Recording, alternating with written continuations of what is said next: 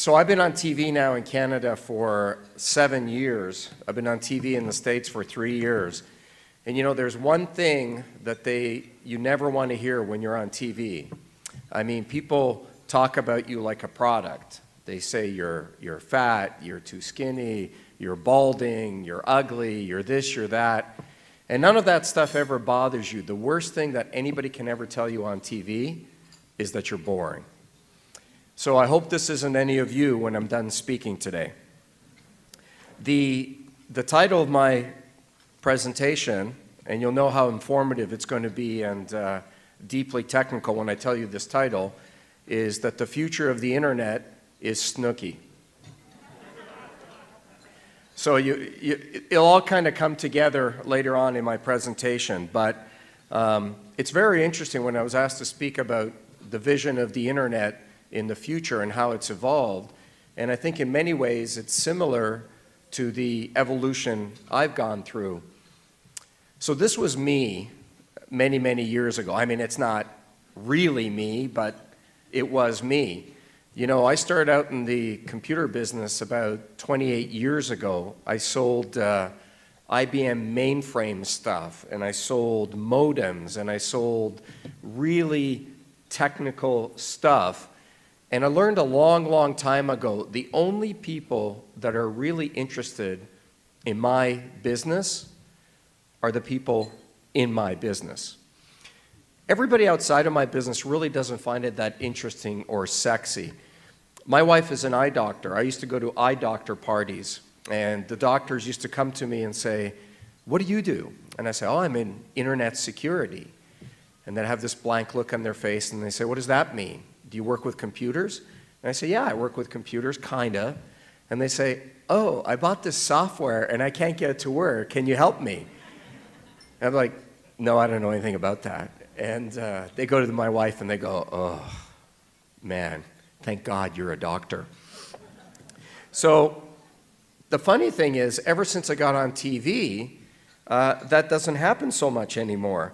All of a sudden, people really want to talk to me.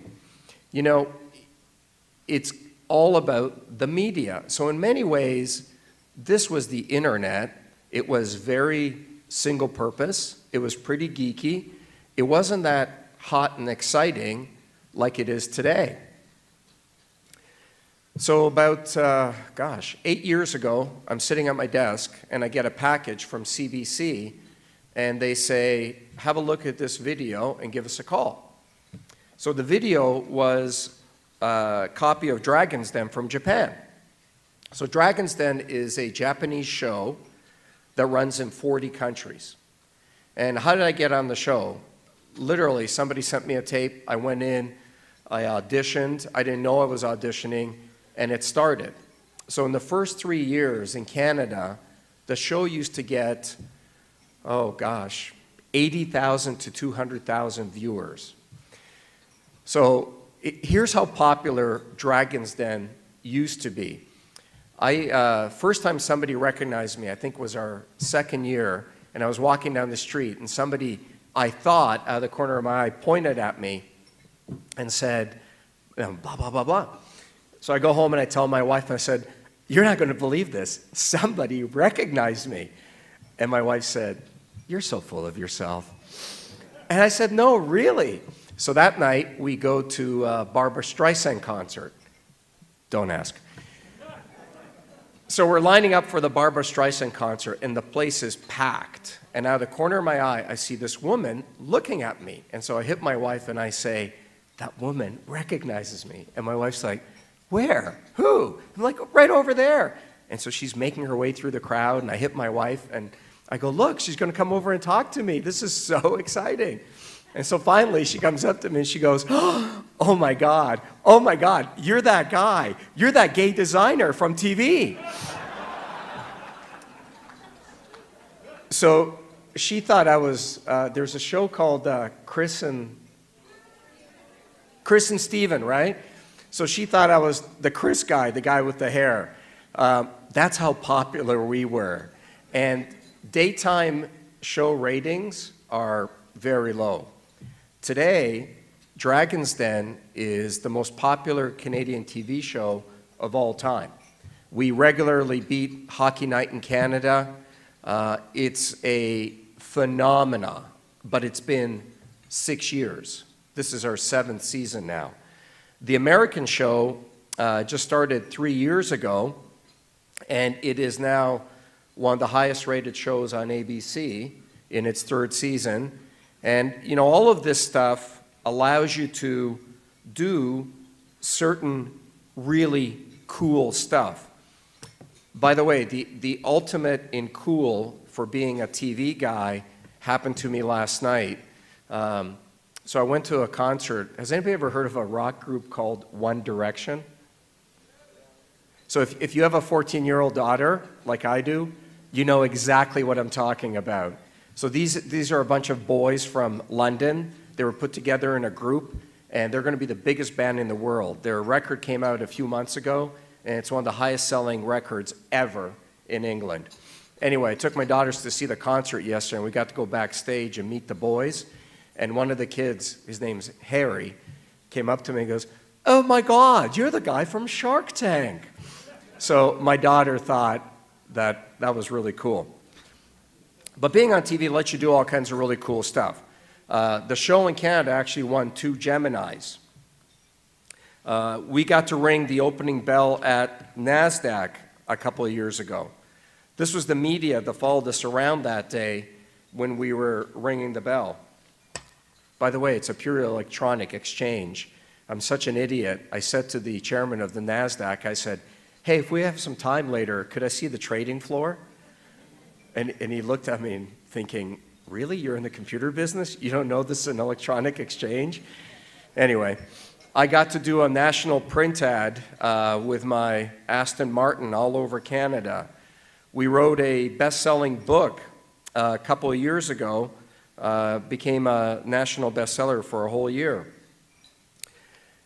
This is, when I say Shark Tank to Canadians, this is what Canadians think of as a shark. Beautiful, tough creature swimming through the water. When you say shark to Americans, this is what they want to see. They want to see a shark eating a seal with blood dripping out its mouth. You know, people always say to me, "What's the difference between the Canadian show and the American show?" I say there's no difference in the people coming to pitch to us, because there's no such thing as the American dream or the Canadian dream. I think it's the human condition to want to do better. But the intensity of the show is much higher. So all of this stuff is really wonderful. But you know, there was a pivotal moment in the American show where all this stuff started to happen. There was a pivotal moment when the show went from being a hit like this to a really big hit. And it was Snooki. A few weeks ago, the show airs, and Snooki tweets, "I'm watching Shark Tank right now. I am so into it." Boom. I know this sounds crazy, but I'm telling you, our ratings went boom. That week, we had the highest rating ever for a show on ABC on Friday night. And it was because it opened up the show to a whole new audience.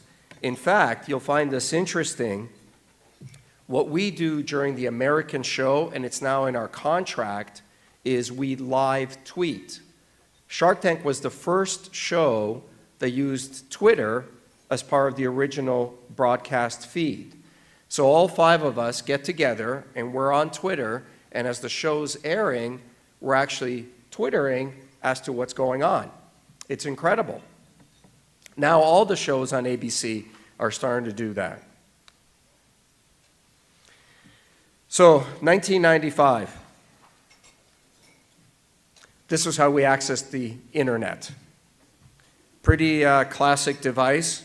And internet security, I know you guys talked a lot about that this morning. $10 for anybody that recognizes which movie this is from. Damn. Probably the wrong crowd to ask that question in. I go to crowds and I throw this up and people are like, "What? That's a movie?" All right, who's the lady on the left? Whoa. Okay. So the movie's called Hackers. It's from 1995, and it was a bunch of kids that got together and they hacked into 1,400 servers. And that attack threatened to bring down the entire financial system of the world. Right? This was our interface. Mail. And this was the guy who was master of the universe at the time. I'm a car guy, so I had to throw in a car analogy. This was the fastest Ferrari in production in 1995. It was called the Ferrari F355, had 380 horsepower, went to 0 to 60 in 4.8 seconds. So this is a device that I always talk about. You know, in 1995, we talked about that there would be one device to do everything on. And this is a constant argument in our field, best of breed versus a single supplier. So every morning, my kids go into the kitchen, they touch 3 devices: the fridge, the microwave, and the toaster. I'm pretty sure these devices are never going to be integrated together. But in 1995, that's what we talked about. We talked about that there would be no cell phone, there would be no computer, there would be this magical pad that we access everything on. You could argue some of that has happened and some of that hasn't. Here's where we are today, right? I have to thank Palo Alto for letting me use some of their slides, by the way. Facebook, a lot of apps are online. You guys talked about that this morning. Interfaces are much more graphic. File sharing online. Gmail. So here's an interesting statistic. I'm sure you guys talked about this, but 1 billion hours were spent on Facebook last July in a single month. 600 million users are on Facebook today. Actually, I think that's old. I think it's 750 million or something now, isn't it? 8? Wow. Geez, I could update my slides. 90 million users on LinkedIn. Again, that's old. 65 million tweets last month. Although I think there were 64 million at the concert I was at last night by 14-year-old girls. Here's an interesting stat. I read this in the Wall Street Journal. They did a survey of large enterprises, and they asked the employees how many of them access social media during the day. So 90% of respondents said that they accessed either Facebook, Twitter, or LinkedIn during the day. 90%. Out of those same companies, only 65% of the companies said they allow social media access at work. This is our primary device, or quickly becoming our primary device for accessing online. This is an actual picture. This will tell you how old I am. This is an actual picture of something called a telebit fastpath modem. It was the first modem to go 19.2. It's in my house behind my study. So I have an 18-year-old, 15-year-old, and a 14-year-old. They're very computer literate. I cannot explain the idea of a modem to them. They don't understand why somebody would buy a device that wasn't online. And then, if I can get their mind around that, they can't understand why a laptop company would make a modem outside of the laptop. So this is completely ludicrous to them. So some devices absolutely came together. And this idea of being online is pervasive to my kids.